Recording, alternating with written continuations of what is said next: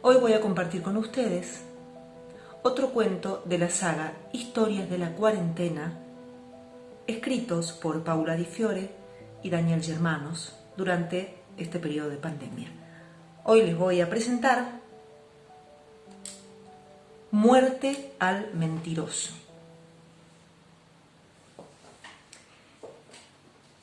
El abogado defensor preparó a la acusada varios días antes de la audiencia. Ella debía sostener que había actuado en defensa propia y simular cierta confusión en su memoria. Tenés que mostrarte frágil. Durante el relato de los hechos temblá como si tuvieras chuchos de frío. Cada tanto secate las lágrimas con un pañuelo blanco y repetí hasta el cansancio: soy inocente, soy inocente. El defensor tenía clara la estrategia. La fuerte contextura del occiso frente a la evidente debilidad de su clienta tornaba verosímil sostener que aquel hombre la hubiera acosado y que ella, en un acto reflejo, sin mala intención, presionara el gatillo varias veces. Pero aún así, el final diabólico de la historia podría derrumbar el argumento de la emoción violenta o de la legítima defensa. Los actos ulteriores de su clienta habían sido demasiado cruentos. La víctima se encontraba en avanzado estado de descomposición. Según los peritos, había muerto al menos 30 días atrás.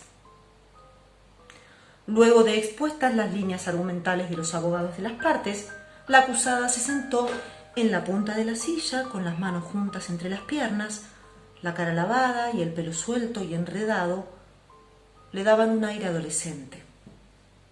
El juez le pidió que relatara en qué circunstancias había conocido a la víctima. Hizo un esfuerzo por despegar los labios. Era la primera vez que hablaba desde que la policía la había detenido en el hospital. Lo conocí en un restaurante al que yo frecuentaba los domingos al mediodía. Parecía estar siempre apurado. Devoraba el plato en un segundo y luego tomaba una taza de café con 2 sobres y medio de azúcar.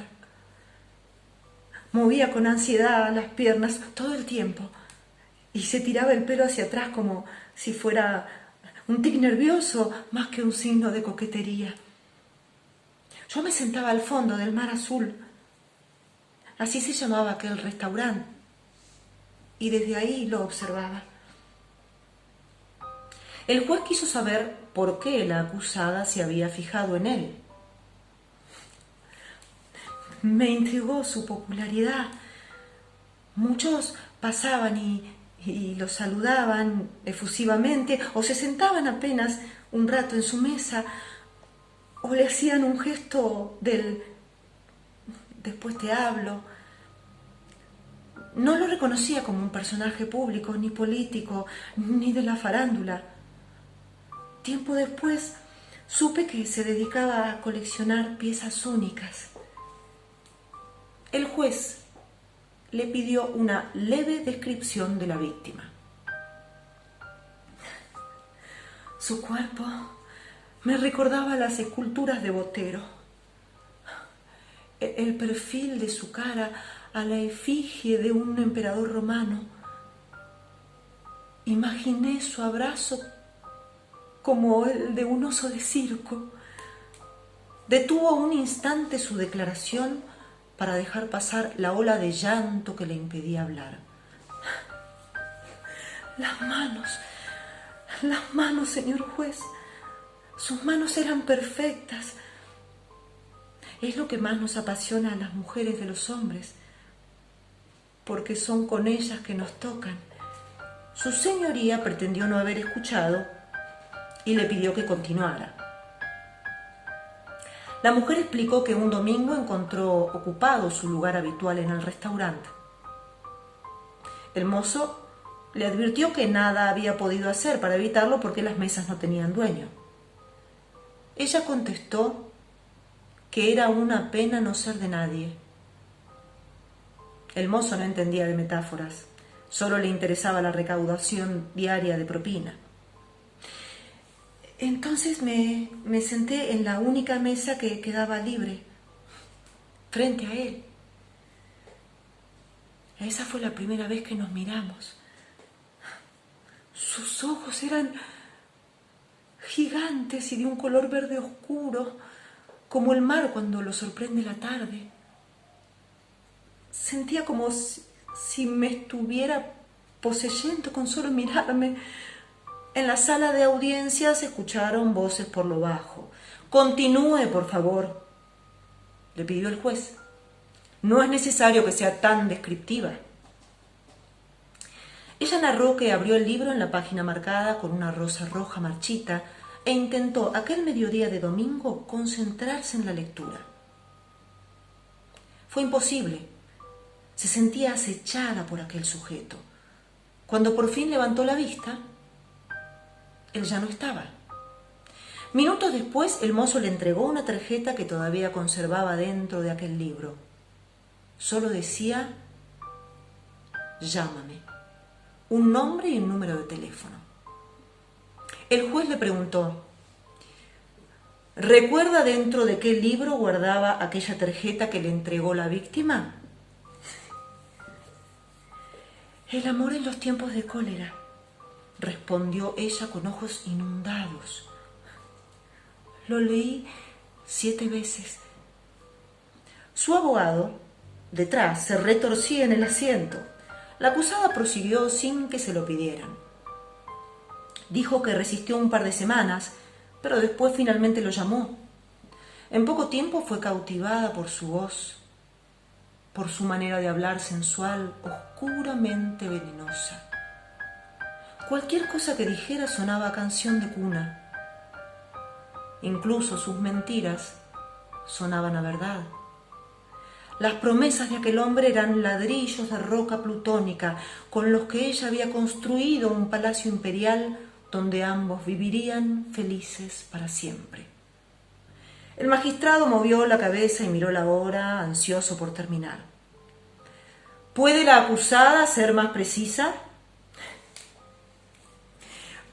«Me prometió el mundo, su señoría», y cayó de rodillas frente al magistrado. 2 mujeres policías la levantaron de los antebrazos y una de ellas le palpó la cabeza con gesto maternal. Aquel hombre le había prometido el mundo con sus 5 continentes y sus 5 océanos, con las montañas de picos nevados y los valles profundos, también la luna, los planetas y hasta la más recóndita de las estrellas. La humillación es la otra cara de la mentira, y el odio y la locura sus consecuencias lógicas. El juez indagó sobre la noche del crimen. «Yo era enfermera en el Hospital Menéndez. La pandemia del coronavirus nos había obligado a hacer doble turno. Trabajábamos sin respiro. Los infectados se calculaban en decenas de miles. Estaban en todas partes. Hasta nuestros lugares de descanso se habían destinado para tratar enfermos. Hacía días que no dormía.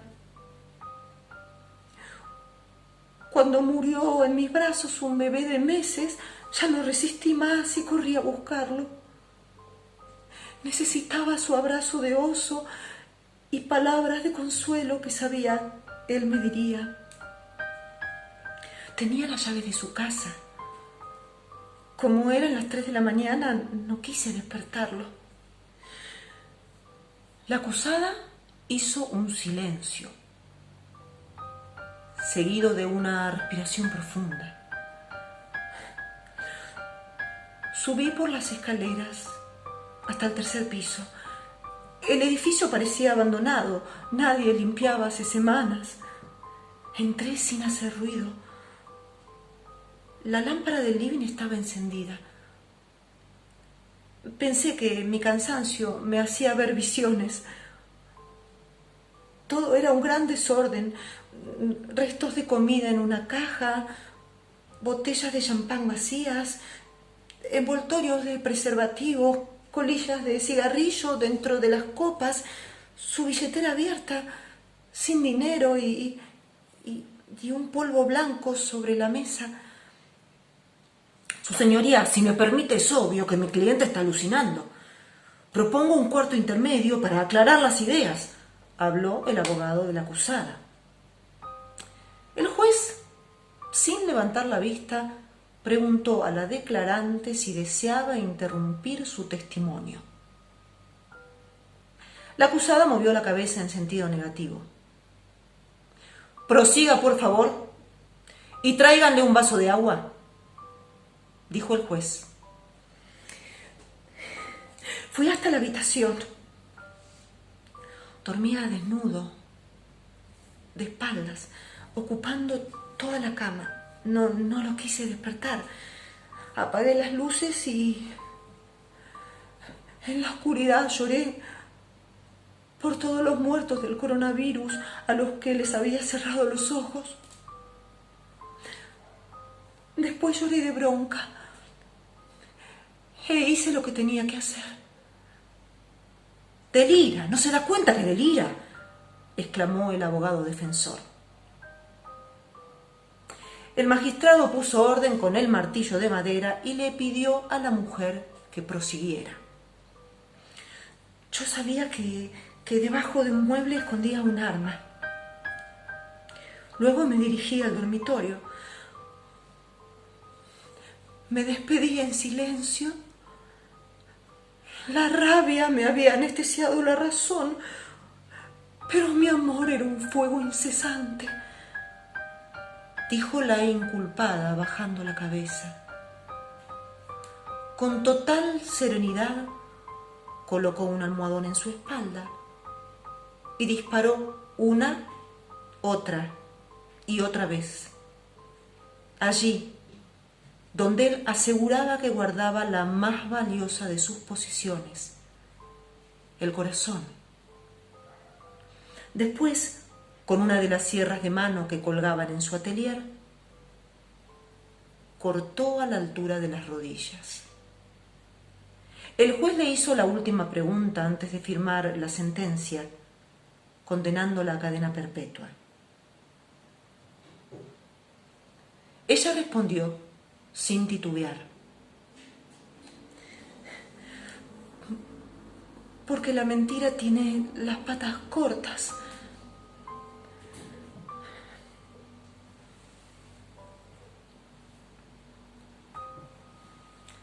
Así termina este relato, Muerte al mentiroso, de Paula Di Fiore y Daniel Germanos. Nos vemos en el próximo cuento.